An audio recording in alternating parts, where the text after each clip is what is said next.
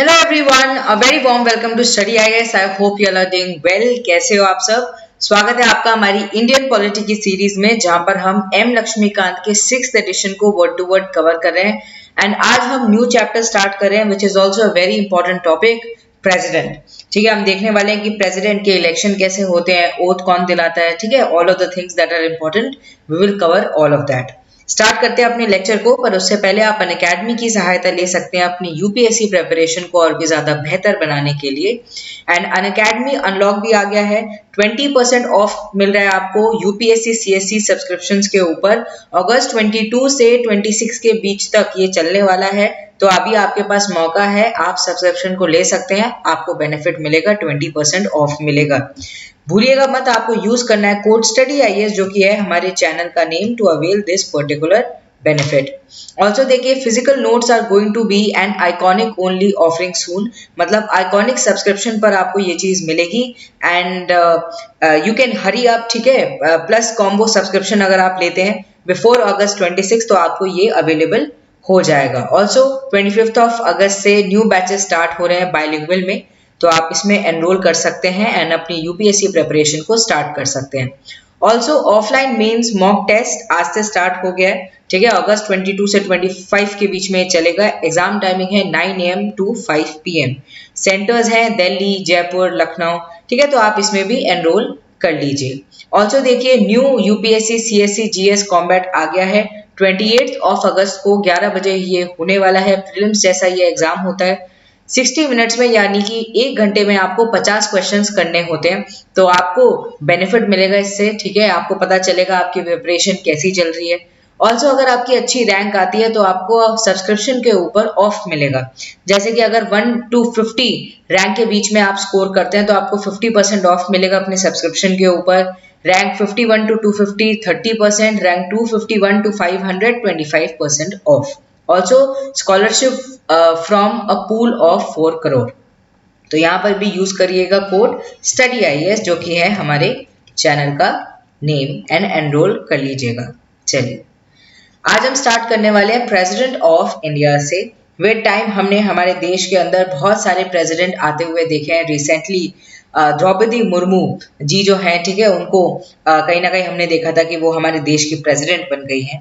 तो जब हम प्रेसिडेंट की बात करते हैं, आर्टिकल 52 से लेकर 78 के बीच में, in part 5 of the constitution it deals with the union executive.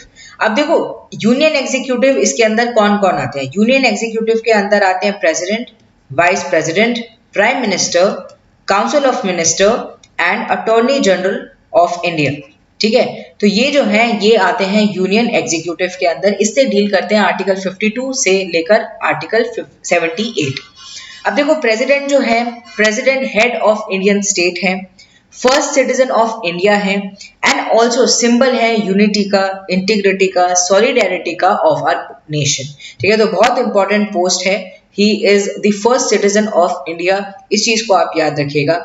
अब देखिए कैसे इनको इलेक्ट किया जाता है। तो जब हम इलेक्शन की बात करते हैं प्रेसिडेंट की, इनको डायरेक्टली इलेक्ट नहीं किया जाता है बाय द पार्लियामेंट, यानी कि डायरेक्ट डेमोक्रेसी यहाँ पर नहीं होती है, पर एक इलेक्टोरल कोलाज के थ्रू इनका कहीं ना कहीं इनकी नियुक्ति होती है, इनका इलेक्शन होता है। अब देखिए, ये जो इलेक्टोरल कोलाज है, इसके अंदर कौन कौन लोग पार्टिसिपेट करते हैं। इसके अंदर elected members of both the houses जो है वो पार्टिसिपेट करते हैं, यानी कि लोकसभा, राज्यसभा। ठीक है, उसमें जो इलेक्टेड मेंबर्स होते हैं वो इसके अंदर पार्ट लेते हैं। उसके बाद elected members of legislative assembly of the state इसके अंदर पार्ट लेती है। एंड उसके बाद elected members of legislative assembly of union territory of Delhi and Puducherry इसके अंदर पार्ट रहते हैं। तो ये आपको याद रखना है कि इलेक्टोरल कोलाज के अंदर कौन कौन आते हैं। Elected member of both the houses, elected member of state legislatures of the state, and elected member of legislative assembly of union territory of Delhi and Puducherry, जो इलेक्शन होता है प्रेसिडेंट का, उनके इलेक्टोरल कोलाज के अंदर होते हैं। Okay, and देखो, the nominated members of both the houses of parliament, the nominated members of state legislative assembly, the member of state legislative councils and the nominated member of legislative assembly of Delhi and Puducherry, ये लोग excluded हैं electoral collage से। ठीक है, यहां पर आपने देखा यही सब इंक्लूडेड है, नॉमिनेटेड मेंबर्स इसके अंदर इंक्लूडेड नहीं है। एंड अगर सपोज करो एक असेंबली डिसॉल्व हो गई, the member cease to be qualified to vote in the presidential election. अगर फ्रेश इलेक्शन भी आते हैं, ठीक है, even if the fresh election to the dissolve assembly are not held before the presidential election, तब भी कहीं ना कहीं वो क्वालिफाई नहीं होंगे। The member cease to be qualified for the vote in presidential election. अब देखो कॉन्स्टिट्यूशन प्रोवाइड करता है कि there shall be uniformity in the scale of representation, and इसीलिए स्टेट से भी यहाँ पर रिप्रेजेंटेशन है। एंड हमें देखने को मिला कि पार्लियामेंट का भी यहाँ पर रिप्रेजेंटेशन है। Also union territory of Delhi and Puducherry का भी यहाँ पर रिप्रेजेंटेशन है। एंड इसी के थ्रू जो इलेक्शन होता है वो प्रेसिडेंट का हमें देखने को मिलता है। अब देखो प्रेसिडेंट का जो इलेक्शन होता है इसके अंदर value of vote of a MLA different होती है, अलग तरीके से कैलकुलेट होती है। And value of vote of an MP, ठीक है, मेंबर ऑफ पार्लियामेंट, ये अलग तरीके से कैलकुलेट होता है।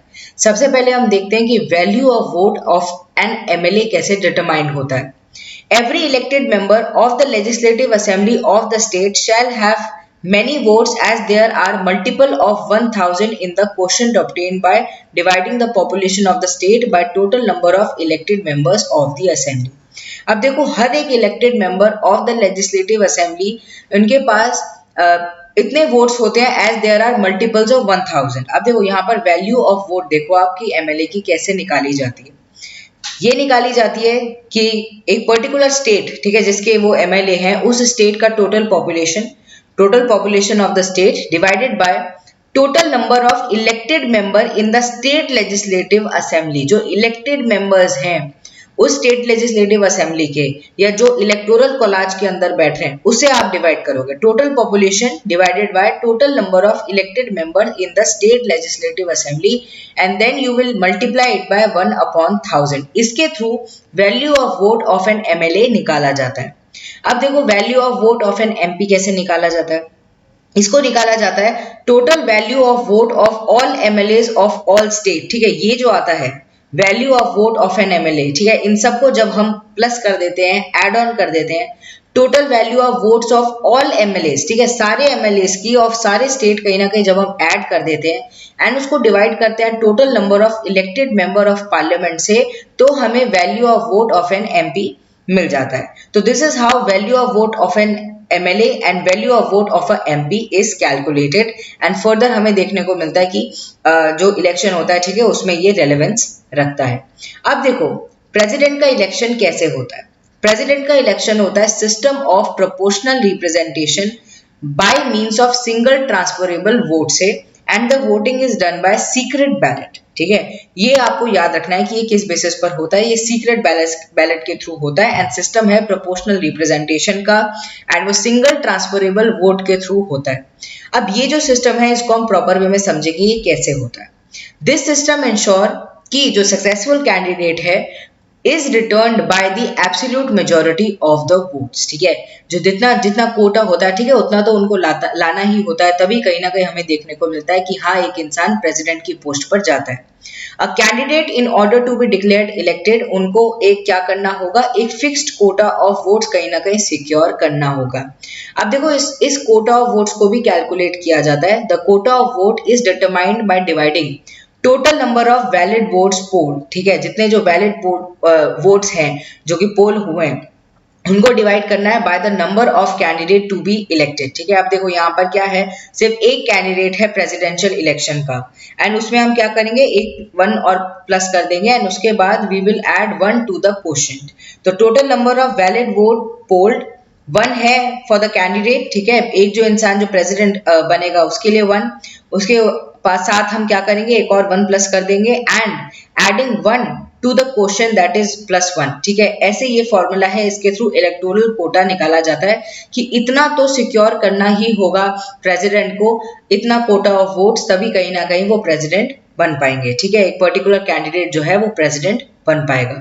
तो this is how we calculate the important quota, ठीक है, जो इलेक्टोरल कोटा है वो ऐसे कैलकुलेट किया जाता है। अब देखो यहां पर क्या होता है, ठीक है, proportional representation by single transferable vote में क्या होता है। Each member of the electoral collage is given only one ballot, ठीक है, एक बैलेट दिया जाता है, ऐसा काइंड ऑफ बैलेट होता है। अब आप इसे एग्जांपल के थ्रू समझ सकते हैं कि यहाँ पर कितने हैं, 1 2 3 4 5, यहाँ पर 5 कैंडिडेट्स हैं, ठीक है।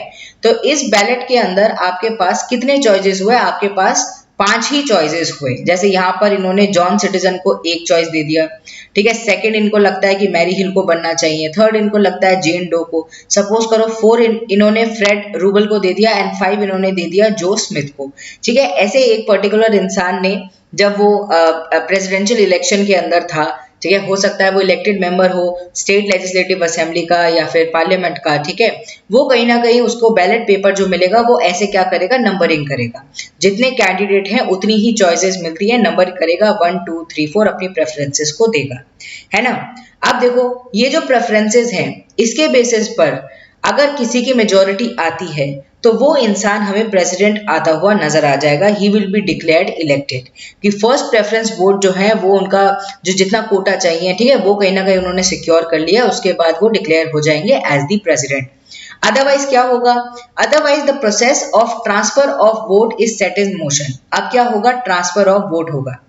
अब जिसको सबसे कम वोट मिले हैं, ठीक है, जिसको सबसे कम वोट मिले हैं उसको कहीं ना कहीं एलिमिनेट कर दिया जाएगा। The ballot of the candidate securing the least number of first preference vote are cancelled and his second preference vote are transferred to the first preference vote of other candidate. इसका मतलब ये है, अब देखो ये तो एक इंसान का पर्टिकुलर बैलेट है, ऐसे बहुत सारे डिफरेंट डिफरेंट बैलेट होंगे। सपोज करो कि जेन डो को सबसे कम वोट्स मिले हैं, ठीक है, सबसे कम मिले हैं, तो इनको क्या कर दिया जाएगा, एलिमिनेट कर दिया जाएगा, ये प्रेसिडेंशियल इलेक्शन से बाहर हो जाएंगे, जेन डो, ठीक है।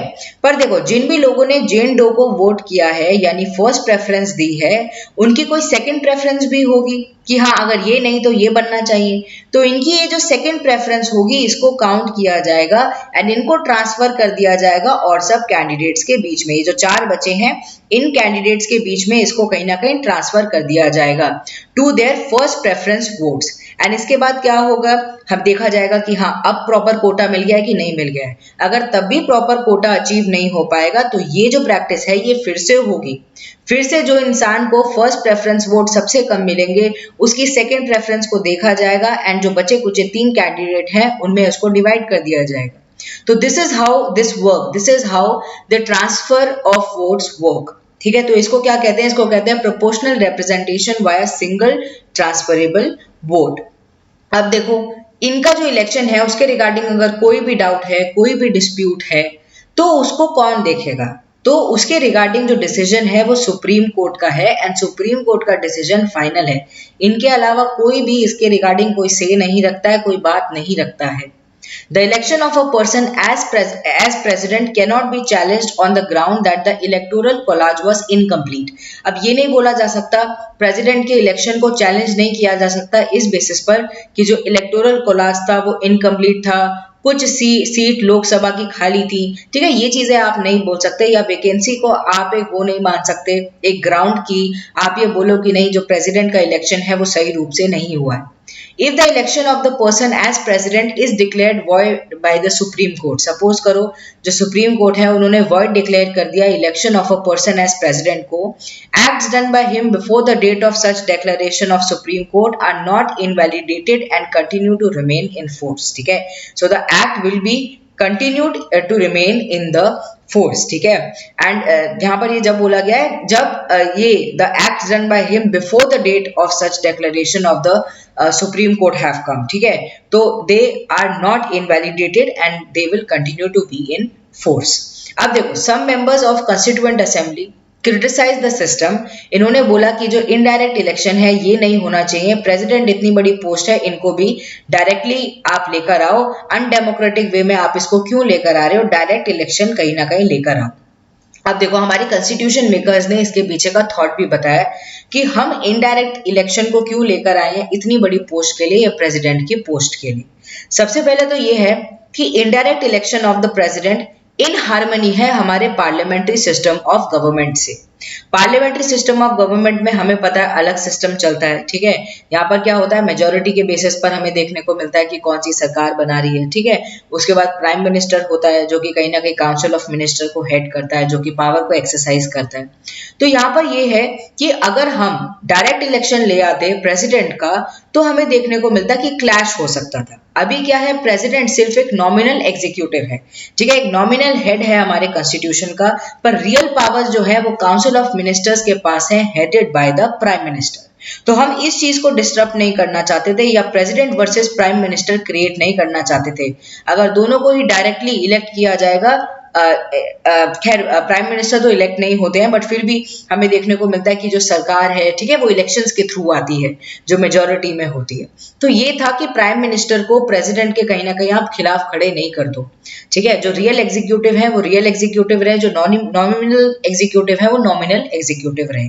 तो ये एक थॉट प्रोसेस का, इसलिए जो प्रेसिडेंट है उनको इनडायरेक्ट इलेक्शन के थ्रू लाया जाता है। Direct election of the president would have been very costly. एक तो उस टाइम पर महंगा भी बहुत होता। एक देश जिसने इतना साल एक तरीके से कॉलोनियल एरा देखा है, ब्रिटिशर्स के अंदर रही है, एंड प्रेसिडेंट के इलेक्शन करवाना डायरेक्टली बहुत कॉस्टली रहता, बहुत ज्यादा टाइम कंज्यूमिंग होता, एनर्जी कंज्यूमिंग होता, क्योंकि हमारे देश का साइज बहुत ज्यादा है, वास्ट साइज ऑफ इलेक्टोरेट है, ठीक है। तो इसीलिए इस चीज को हटाने के लिए कहीं ना कहीं क्या किया, इनडायरेक्ट इलेक्शन को इंट्रोड्यूस किया। This is unwarranted keeping in view that he is only a symbolic head, ठीक है। एक सिंबॉलिक हेड के लिए इतना ज्यादा टाइम कंज्यूम करना, पैसा कहीं ना कहीं हटाना, ठीक है, ये कहीं ना कहीं उस समय ठीक नहीं माना जा रहा था। ये चीज यहाँ पर बोली गई है। तो इनडायरेक्ट इलेक्शन को लाने के पीछे भी जो हमारे कॉन्स्टिट्यूशन मेकर्स हैं उनका एक प्रॉपर कैलकुलेटेड थॉट प्रोसेस था। अब देखो, some members of constituent assembly suggested कि president should be elected by member of 2 house of the parliament alone। खाली पार्लियामेंट के थ्रू इनका इलेक्शन होना चाहिए, ठीक है। आप क्या करो, आप स्टेट लेजिस्लेटिव असेंबलीज को नहीं इंक्लूड करो, ऐसा बहुत सबने कहा। पर जो मेकर्स ऑफ द कॉन्स्टिट्यूशन थे उन्होंने इसको प्रेफर नहीं किया। उन्होंने बोला, सपोज करो अगर एक पार्टी आ गई है, मेजोरिटी में आ गई है, तो हमें पार्लियामेंट के अंदर उसकी मेजोरिटी देखने को मिलेगी। तो dominated by one political party अगर सिस्टम है तो हमें क्या देखने को मिलेगा कि ऐसा ही हमें देखने को मिलेगा कि प्रेसिडेंशियल इलेक्शन पे भी इफेक्ट होगा, ठीक है। तो एक कैंडिडेट जो प्रेसिडेंट के रूप में खड़ा हो रहा है, ठीक है, वो कहीं ना कहीं रिप्रेजेंट नहीं करेगा हमारे स्टेट्स को, हमारी यूनियन, इंडियन यूनियन को, ये चीज है। तो जो प्रेजेंट सिस्टम है वो कहीं ना कहीं प्रेसिडेंट को रिप्रेजेंटेटिव बनाता है यूनियन का, स्टेट्स का इक्वली। यहाँ पर ऐसा नहीं है कि खाली पार्लियामेंट है, नहीं, स्टेट लेजिस्लेचर भी इन्वॉल्व है। इवन दिल्ली एंड पुडुचेरी की भी स्टेट लेजिस्लेचर यहाँ पर इन्वॉल्व है। अब देखो, further it was pointed out in the constitution कि ये जो प्रोपोर्शनल रिप्रेजेंटेशन है ये तो सिर्फ मिसनॉमर है, बस वर्ड नाम का इस्तेमाल किया गया है। क्योंकि प्रोपोर्शनल रिप्रेजेंटेशन एक ऐसा टाइप का सिस्टम है जो कि ज्यादातर 2 या मोर सीट्स जब फिल करनी होती है उसके लिए आता है। पर हमारी प्रेसिडेंट की तो सिर्फ एक ही वैकेंसी है। तो यहाँ पर ये बोला जा रहा है कि इन रियलिटी हम इसे प्रेफरेंशियल या फिर ऑल्टरनेट वोट सिस्टम कह सकते हैं। ये proportional representation in true sense नहीं है। तो इसको भी वोट किया जा रहा, कहा जा रहा था, इसको क्रिटिसाइज किया जा रहा था। ऑल्सो देखिए, सिंगल ट्रांसफरेबल वोट जो है, जो एक्सप्रेशन है, उसको भी ऑब्जेक्ट किया जा रहा था कि no voter has a single vote. यहाँ पर हमें देखने को मिलता है कि मल्टीपल वोट्स हैं सबके पास, ठीक है, every voter has a plural vote. इसलिए इसको क्रिटिसाइज किया जा रहा था कि कैसे आप इसे सिंगल ट्रांसफरेबल वोट मानोगे। तो ये यहाँ पर इसके कुछ क्रिटिसिज्म है जो कि हमें देखने को मिले election process of the president के। अब देखो हमारे लिए क्या इंपॉर्टेंट है, हमारे लिए इंपॉर्टेंट है qualification, oath and condition of the president. जब हम प्रेसिडेंट की बात करते हैं तो president should be the citizen of India, he should have completed 35 years of age and वो क्वालिफाई होने चाहिए for the election as a member of Lok Sabha, ठीक है। यही याद रखिएगा, वाइस प्रेसिडेंट जब हम कवर करेंगे उसमें यहाँ पर यही चीज है कि qualified for election as a member of Rajya Sabha. पर प्रेसिडेंट की जब हम बात करते हैं, he should be qualified for the election as a member of Lok Sabha. Also कोई भी ऑफिस ऑफ प्रॉफिट होल्ड नहीं करना चाहिए अंडर यूनियन गवर्नमेंट या फिर स्टेट गवर्नमेंट या भी कोई भी लोकल अथॉरिटी या कोई भी पब्लिक अथॉरिटी। अब देखो, एक सिटीजन, एक सिटिंग प्रेसिडेंट जो है, जो अभी प्रेजेंटली सपोज करो कोई प्रेसिडेंट है, ठीक है, वो फिर से अगर प्रेसिडेंट के री इलेक्शन होते हैं, ये उसकी बात करते हैं। कर रहे हैं। अ सिटिंग प्रेसिडेंट या फिर कोई वाइस प्रेसिडेंट हो, गवर्नर ऑफ एनी स्टेट हो या मिनिस्टर हो यूनियन का या any state is not deemed to hold any office of profit, तो उनको नहीं माना जाएगा कि वो ऑफिस ऑफ प्रॉफिट कहीं ना कहीं एक्वायर कर रहे हैं, तो वो क्वालिफाई हैं कि वो प्रेसिडेंशियल कैंडिडेट बन सकते हैं, जो प्रेसिडेंट के जो इलेक्शन होंगे उसके अंदर कहीं ना कहीं खड़े हो सकते हैं। वाइस प्रेसिडेंट हो गया, सिटिंग प्रेसिडेंट हो गया, गवर्नर हो गए स्टेट के या फिर मिनिस्टर हो गए यूनियन के या फिर स्टेट के, ठीक है, वो कहीं ना कहीं प्रेसिडेंशियल कैंडिडेट बन सकते हैं। तो ये यहाँ पर दिया गया है।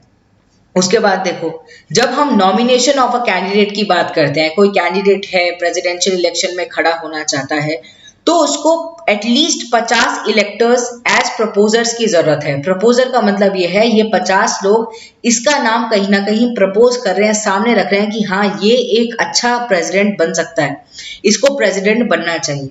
एंड ऑल्सो 50 इलेक्टर्स जो है उनको सेकेंडर होना होगा। 50 इलेक्टर जो सेकेंडर होना होगा, इसका मतलब यह है कि इनके अलावा जो 50 लोग हैं वो इसको फिर से रीस्टेट करेंगे कि हाँ इन्हीं को बनना चाहिए, ये ही प्रेसिडेंट बनेंगे। तो कुल मिला के 100 लोगों को कम से कम यहाँ पर इनका जो नाम है वो कहीं ना कहीं सामने देना होगा, ठीक है, इनके नाम के आगे साइन करना होगा कि हाँ ये प्रेसिडेंट बनेंगे, ये प्रेसिडेंट अच्छे बन सकते हैं, ये प्रोबेबल कैंडिडेट हैं। एंड एवरी कैंडिडेट जो है उन्हें एक सिक्योरिटी डिपॉजिट देना होगा 15,000 रुपए का in the reserve bank of India. अगर कोई candidate 1/6 of the votes polled achieve नहीं कर पाता है तो ये पैसे डूब जाएंगे, ठीक है। ऑल्सो देखो, बिफोर 1997 क्या था, number of proposer and seconders खाली 10 थे, ठीक है, कि आपको सिर्फ 10 प्रपोजर्स चाहिए एंड 10 आपको सेकेंडर्स चाहिए एंड आपको मात्र सिक्योरिटी डिपॉजिट 2,500 रुपए का देना है या फिर 2,500 रुपीज का देना है।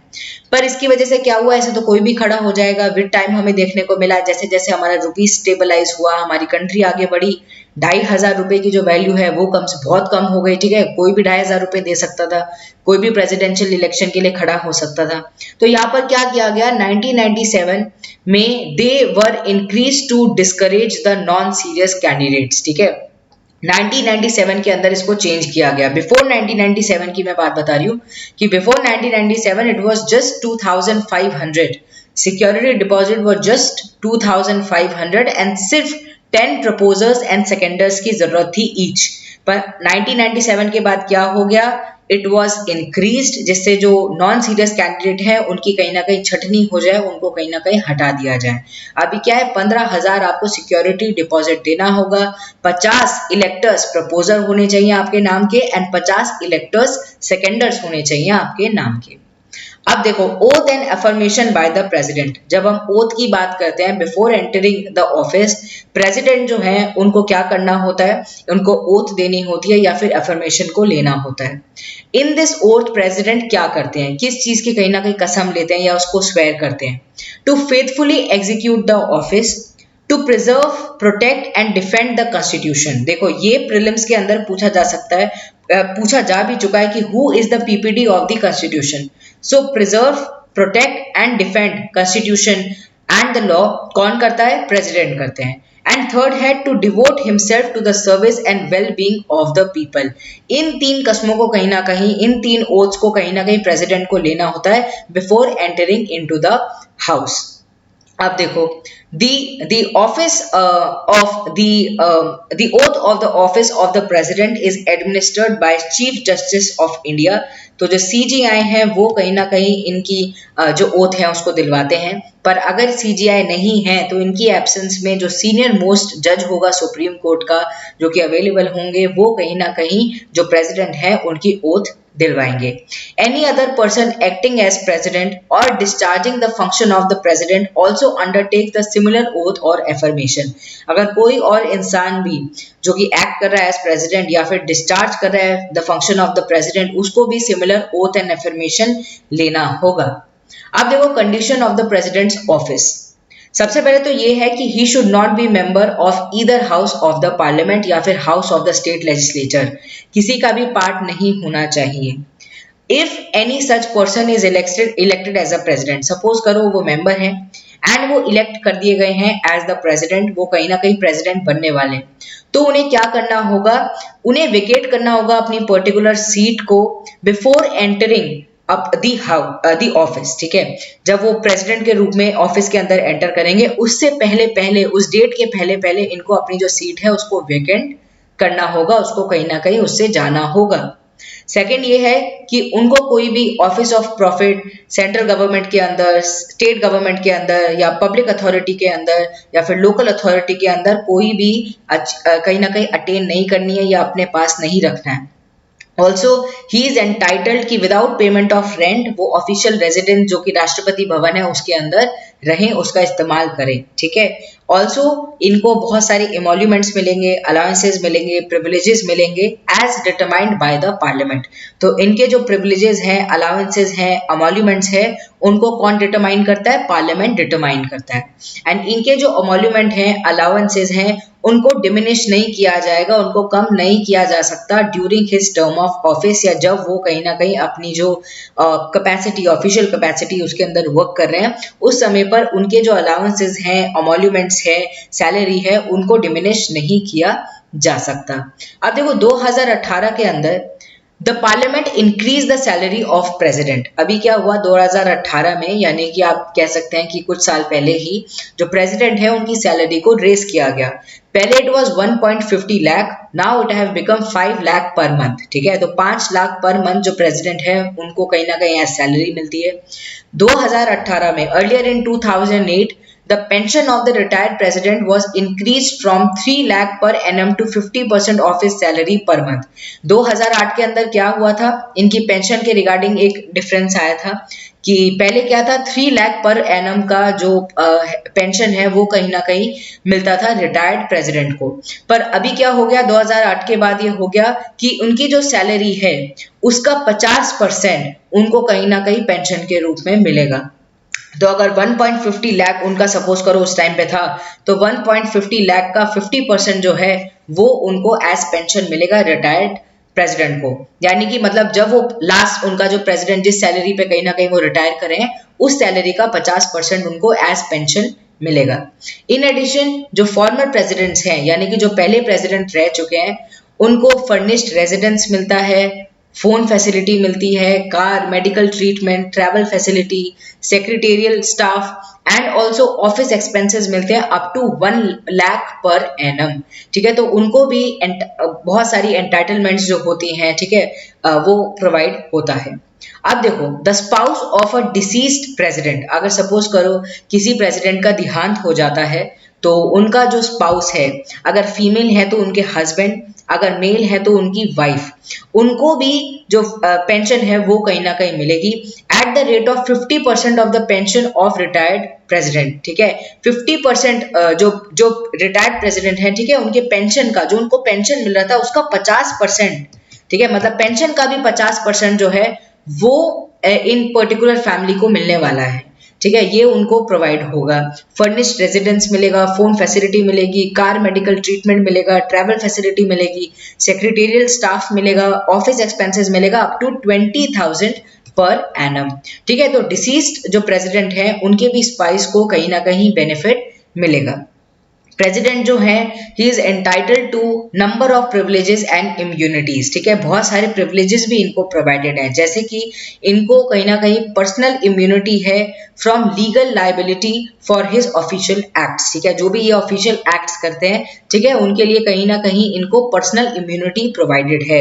And during his office of term, ठीक है, जिस टाइम के दौरान ये कहीं ना कहीं है, ठीक है, इन ऑफिस है, ये इम्यून है फ्रॉम एनी क्रिमिनल प्रोसीडिंग, कोई भी क्रिमिनल प्रोसीडिंग इनके खिलाफ स्टार्ट नहीं हो सकती, even in respect of his personal act. And इनको अरेस्ट भी नहीं किया जा सकता, इनको इम्प्रिजन यानी कि जेल के अंदर भी नहीं डाला जा सकता। हाउएवर देखो ये तो सिर्फ क्रिमिनल प्रोसीडिंग की बात है, what about the civil proceeding? इनके अगेंस्ट सिविल प्रोसीडिंग स्टार्ट हो सकती है, पर आफ्टर गिविंग 2 months नोटिस। पहले इनको क्या देना हो, इनको क्या दे दिया जाएगा, इनको 2 month का नोटिस दे दिया जाएगा। उसके बाद सिविल प्रोसीडिंग्स जो हैं it can be instituted against him during his office of the term of office in respect of his personal act। तो सिविल प्रोसीडिंग है वो कहीं ना कहीं स्टार्ट हो सकती है, पर यह है कि 2 months का पहले आपको नोटिस देना होगा। पर फिर भी प्रेसिडेंट जो है उनको एक पर्सनल इम्यूनिटी कहीं ना कहीं प्रोवाइडेड है। क्रिमिनल अगर हम प्रोसीडिंग की बात करते हैं तो उसके खिलाफ कहीं ना कहीं उनको क्या मिला हुआ है, उन्हें प्रिविलेज मिला हुआ है कि उनको अरेस्ट नहीं किया जा सकता, उनको इम्प्रिजन नहीं किया जा सकता, क्योंकि प्रेसिडेंट एक बहुत इंपॉर्टेंट पोस्ट है हमारे देश की, ठीक है। एंड कोई भी नहीं चाहेगा कि उनका जो प्रेसिडेंट है, जो कहीं ना कहीं कॉन्स्टिट्यूशनल हेड है हमारे देश का, उसके खिलाफ कोई भी क्रिमिनल प्रोसीडिंग चले, उनको अरेस्ट किया जाए या फिर उनको इम्प्रिजन किया जाए। तो ये पूरा था about the president and we will further complete president next lecture से हम इसको फर्दर कंप्लीट करेंगे। Do not forget to hit the like button जो कि आपको नीचे मिल जाएगा। ऑल्सो अगर आपने अभी तक स्टडी आईएएस को सब्सक्राइब नहीं किया है तो स्टडी आईएएस को सब्सक्राइब कर दीजिए। ऐसे ही मेरे साथ इंडियन पॉलिटी को आप कवर करते रहिए। मिलते हैं कल। Bye bye everyone and take care.